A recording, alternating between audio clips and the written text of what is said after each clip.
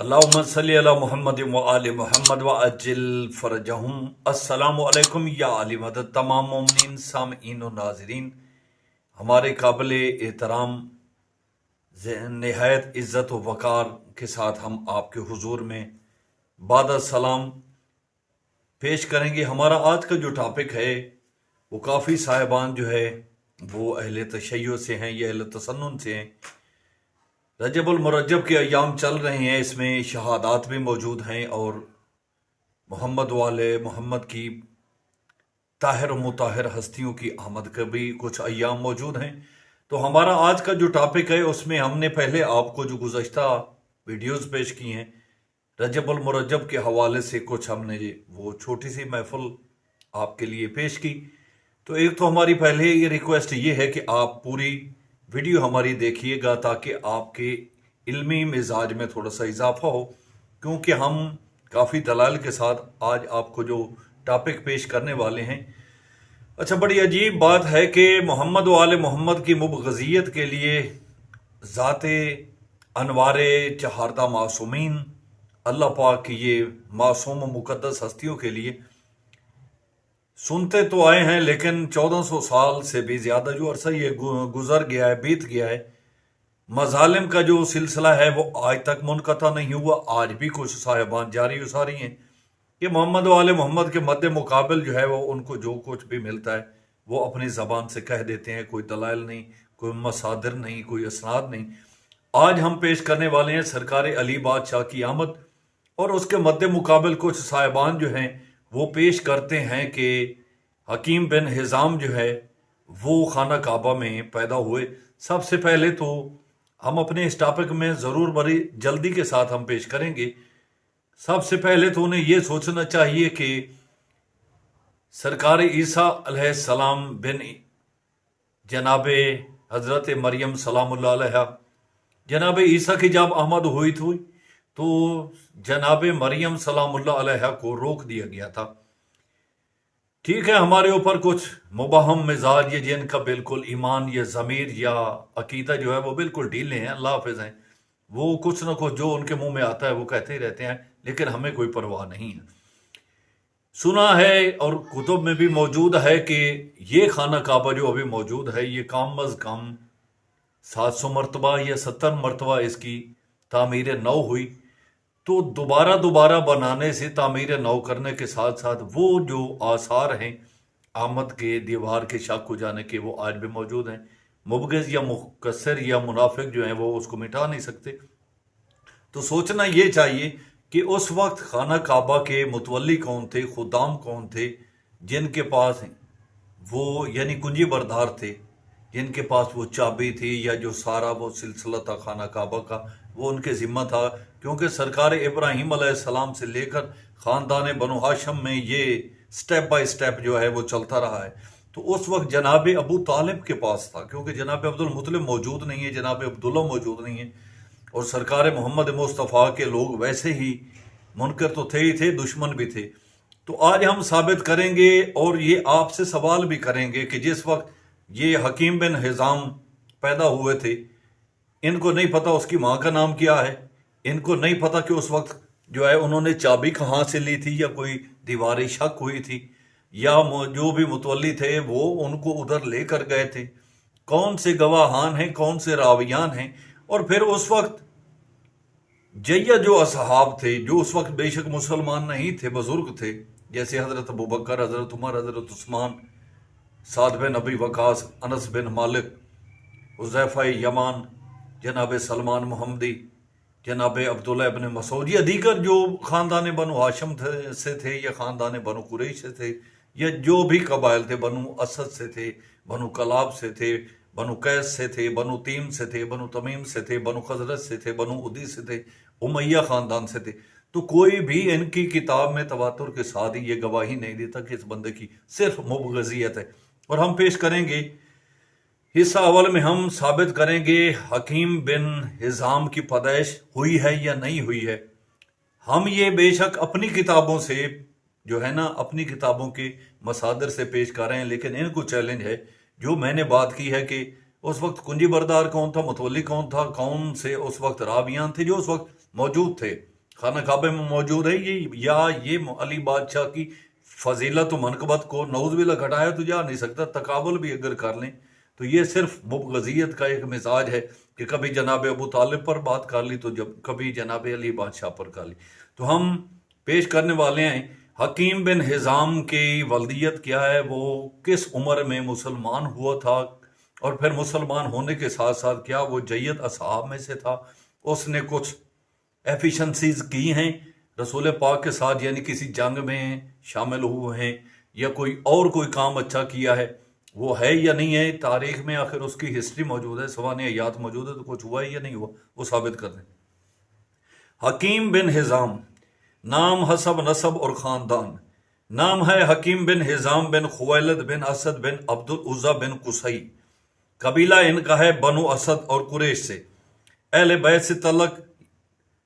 یہ حضرت خدیجہ کے بھتیجے تھے کیونکہ جناب خدیجہ بنت خویلد اور حکیم بن حزام کے والد خویلد سگے بھائی تھے، یعنی سرکار خدیجہ الکبریٰ کے یہ بھتیجے ہیں، جناب خدیجہ کے والد اور ان کے والد سگے بھائی ہیں۔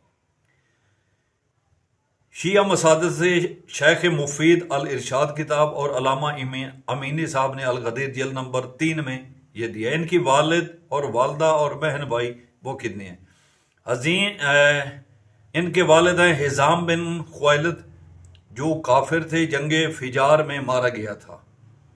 ان کی والدہ کا نام ہے فاطمہ بنت زہیر، وہ بھی ایک مشرکہ تھیں۔ ان کے بہن بھائی، شیعہ مصادر میں ان کے بہن بھائیوں کے نام بالکل موجود نہیں ہیں۔ علامہ امینی صاحب نے الغدیر جلد نمبر 3 صفحہ نمبر 112 میں ان کا کوئی کچھ بھی نہیں۔ پیدائش کیا خانہ کعبہ میں ان کی پیدائش ہوئی ہے یا نہیں، تو شیعہ موقف کے مطابق یہ واضح رد ہے کہ حکیم بن حزام کی خانہ کعبہ میں پیدائش کا دعویٰ بعد کی گھڑی ہوئی باتیں ہیں جو بنو امیہ کے دور میں ہوا تھا۔ حکیم بن حزام نے خانہ کعبہ میں پیدائش کا دعویٰ بالکل گھڑی ہوئی روایت ہے، اور نہ ہی انہوں نے خود اپنے لیے یہ کبھی کہا تھا، کیونکہ جس وقت وہ مسلمان ہوئے تھے ان کی عمر 60 سال تھی، 60 سال وہ بت پرست تھے، اور اس کے بعد بھی انہوں نے یہ کبھی اپنے لیے نہیں کہا، اور نہ ہی ان کے لیے کبھی اصحاب باوقار نے یا دیگر جو اصحاب ساتھ جو مل رہے تھے انہوں نے یہ بات کبھی نہیں کی۔ یہ صرف بنو امیہ کی جناب علی بادشاہ کی منفرد فضیلت کو گھٹانے کے لیے مقابلہ کیا ہے۔ علامہ مینی فرماتے ہیں لم یثبت بسند صحیح ان حکیم بن حزام ولد فی الکعبہ وانما ہی دعوی بلا دلیل، کتاب الغدیر جلد نمبر 3 صفحہ نمبر 113۔ کسی صحیح متند اور مستند سند سے یہ ثابت نہیں ہے کہ حکیم بن حزام خانہ کعبہ میں پیدا ہوا ہو، یہ بغیر دلیل کے گھڑی ہوئی بات۔ کیا اس نے خود بھی کبھی دعویٰ کیا تھا؟ تو کوئی کتاب اہل تسنن اور اہل تشیع سے نہیں ملتی کہ انہوں نے کبھی دعویٰ کی ہو۔ تاریخ پیدائش اور ان کی عمر پیدائش تقریباً 68 سال قبل ہجرت ان کی پیدائش ہوئی تھی، 120 سال، 60 سال کفر میں اور 60 سال اسلام میں۔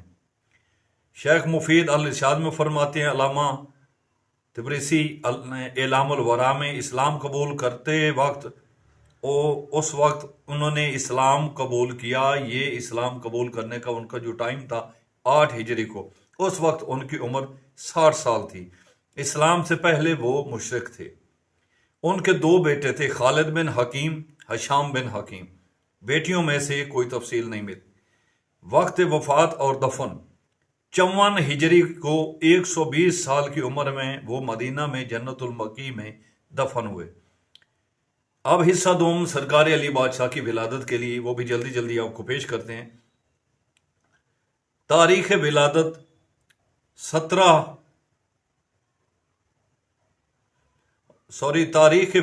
24 فروری، 13 رجب المرجب اور 30 عام الفیل مقام خانہ کعبہ میں ان کی آمد ہوئی۔ شیخ مفید نے الارشاد میں، علامہ تبریسی نے اعلام الورا میں، علامہ امینی نے الغدیر میں، واقعہ دیوار کعبہ بالکل مستند ہے ہمارے شیعوں کے پاس بھی اور ائمہ طاہرین بھی وہ فرماتے ہیں۔ اب کسی کو نہیں جچتا تو وہ صاحب معجزات تھے، اللہ نے ان کو معجزات دیے تھے اور وہ ایک خاص تجلی کے مالک تھے کہ جن کی تجلی کو دیکھ کر موسیٰ کوہ طور سینا پر، نعوذ باللہ ہم بولنے میں تو یہ کہنا پڑے گا کہ ایک دفعہ غشی کھا گئے۔ فن شکت جدار الکعبہ فدخلت فاطمہ بنت اسد وولدت امیر المومنین علی علیہ السلام۔ کعبہ کی دیوار شک ہوئی، فاطمہ بنت اسد اندر داخل ہوئی 11 رجب المرجب کو، 11/12/13 کو، اور وہاں امیر المومنین علی علیہ السلام کی آمد ہوئی۔ کیا مولا علی علیہ السلام نے خود بھی دعویٰ کیا ہے؟ جی ہاں، خطبہ نہج البلاغہ میں ان الذی ولدت فی بیت اللہ الحرام، ابن شہر عاشو مناقب آل ابی طالب، علامہ مجلسی بحر الانوار جلد نمبر 35۔ ان کی پیدائش کے وقت گواہان کون کون سے تھے؟ جناب عباس بن عبد المطلب، جناب یزید بن قغب اور فاطمہ بنت اسد۔ بنی ہاشم کے اور قریش کے دیگر افراد بھی وہاں موجود تھے۔ اب ہم ائمہ کے فرامین سے پیش کرتے ہیں۔ پہلا فرمان ہم امام صادق سے، لم یولدو قبل ولا بعد مولود فی بیت اللہ سواہ اکمال الدین شیخ صدوق، نہ اس سے پہلے اور نہ بعد میں کوئی بھی خانہ کعبہ میں پیدا نہیں ہوا سوائے علی علیہ السلام۔ امام رضا علیہ السلام، حاضی خصیصۃ لامیر المومنین، یہ خاص بات صرف امیر المومنین کے لیے ہے۔ اب ہم مزید، اور اس کا دعویٰ اور کسی نے بھی نہیں کیا، تاریخ 13 رجب المرجب کو ان کی آمد۔ اب ہم امام حسن علیہ السلام، ابن شاہر عاشو مناقب آل ابی طالب جلد نمبر 3 صفحہ، علامہ مجلسی بحر الانوار جلد نمبر 35 میں عربی متن میں، ولد ابی امیر المومنین علی ابن ابی طالب علیہ السلام فی بیت اللہ الحرام ولم یولد فیہ احد قبل ولا بعدہ، میرے والد امیر المومنین علی علیہ السلام کے علاوہ نہ ان سے پہلے اور نہ ان کے بعد کوئی بھی پیدا نہیں ہوا۔ اچھا، امام حسین علیہ السلام، علامہ مجلسی بحر الانوار جلد نمبر 35، سید ہاشم بحرانی مدینۃ المعجز میں عربی متن، ان اللہ اختص ابی علی بخصیصۃ لم یشارکہ فیہا احد وہی ولادتہ فی بیت الحرام، بے شک اللہ نے میرے والد علی کو ایسی خصوصیت عطا کی جس میں کوئی ان کا شریک نہیں، اور وہ ہیں جو بیت اللہ میں ان کی ولادت ہوئی۔ اور امام زین العابدین علیہ السلام، علامہ مجلسی بحر الانوار جلد نمبر 35، شیخ عباس قمی منتهى الاعمال عربی متن، کان امیر المومنین علی علیہ السلام الوحید الذی ولد فی الکعبہ، امیر المومنین علی علیہ السلام وہ واحد ہستی ہیں جن کی ولادت خانہ کعبہ میں ہوئی۔ امام محمد باقر علیہ السلام، شیخ صدوق الی الشرائع، علامہ مجلسی بحر الانوار جلد نمبر 35 عربی میں، لم یکن فی بیت اللہ مولود غیر امیر المومنین علی علیہ السلام کے علاوہ کوئی بھی خانہ کعبہ میں پیدا نہیں۔ امام موسیٰ کاظم علیہ السلام، سید ہاشم برانی مدینۃ المعجز بحر الانوار جلد نمبر 35، ولدا جدی امیر المومنین فی بیت اللہ وذالک فضل لم یؤتہ اللہ احد غیرہ، میرے جد امیر المومنین بیت اللہ میں پیدا ہوئے اور یہ ایسا فضل ہے جو اللہ نے ان کے سوا اور کسی کو عطا نہیں کی۔ امام محمد تقی، علامہ مجلسی بحر الانوار جلد نمبر 50 عربی متن، انا من اعظم مناقب امیر المومنین ولادت فی بیت اللہ الحرام، امیر المومنین کی عظیم ترین منقبتوں میں سے ایک یہ ہے کہ ان کی آمد خانہ کعبہ میں ہوئی۔ امام علی نقی علیہ السلام، سید ابن طاووس الیقین کتاب بحر الانوار جلد نمبر 35 میں، لم یشارک امیر المومنین احد فی ولادت فی الکعبہ، امیر المومنین کے کعبہ میں ولادت کوئی بھی ان کا شریک نہیں ہے۔ امام حسن عسکری علیہ السلام، علامہ مجلسی کی کتاب بحر الانوار جلد نمبر 50، کیف یقاس غیرہ بہی وقد ولد فی بیت اللہ، کوئی ان کا موازنہ کیسے کر سکتا ہے جبکہ وہ خود بیت اللہ میں پیدا ہوئے ہیں۔ امام مہدی علیہ السلام، شیخ صدوق کمال الدین و تمام النعمہ بیار الانوار جلد نمبر 52، نحنو بیتخ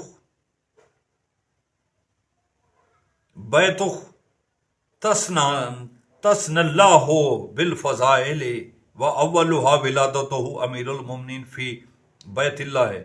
ہم وہ گھرانہ ہے جسے اللہ نے خاص فضائل عطا کی ہیں اور ان میں پہلا فضل امیر المومنین کی بیت اللہ میں ولادت ہے۔ معذرت کے ساتھ کیونکہ کتاب تھوڑی سی باریک ہے تو کچھ لفظوں میں اگر ہو جائے تو اس میں ہم یہ سوری کریں گے۔ تو یہ تھے دلائل کہ سرکار علی بادشاہ کے علاوہ کوئی بھی خانہ کعبہ میں ان کی آمد نہیں ہوئی۔